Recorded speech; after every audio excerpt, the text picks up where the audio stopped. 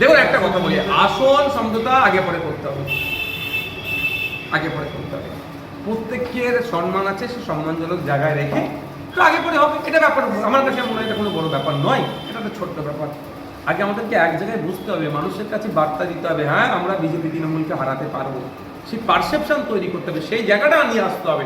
মানুষ যেটা চাইছে, মানুষ দিল থেকে যেটা চাইছে, সেই দিলের খবরটা বাস্তবে রূপ দিতে হবে। যেখানে সিপিএম শক্তিশালী সেখানে আমরা ধরে রাখলে হবে না, আমরা তো ছেড়ে দেবো সিপিএমকে। যেখানে আরএসপি শক্তিশালী আমরা কেন টানাটানি করবো, আরএসপিকে ছেড়ে দিতে হবে। যেখানে সিপিআই শক্তিশালী সেখানে সিপিআইকে ছেড়ে দেবো। যেখানে ফরওয়ার্ড ব্লক শক্তিশালী ফরওয়ার্ড ব্লককে ছেড়ে দেবো। যেখানে আইএসএফ শক্তিশালী আইএসএফকে ছেড়ে দেবো। যেখানে অন্যান্য আরো রাজনৈতিক দলগুলো শক্তিশালী তাদেরকে ছেড়ে দিতে হবে।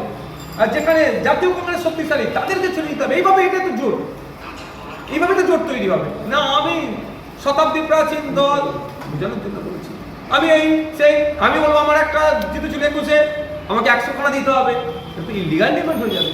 আমি বলবো আমি 34 বছর শাসন করেছি, আমাকে 150টা দিতে হবে। আজকে সময় দাবি সেটা কি? আমি বলবো আমি 60 বছর দেশ চালিয়েছি, আমাকে 94টা দিতে হবে। এইরকম ভাবে সমাধান হবে না। সমাধান করতে হবে একটা টেবিলে বসে, বাস্তবকে সামনে রেখে, যার যে কারণ আমাদের লক্ষ্য তো বিজেপি তৃণমূলকে হারানো।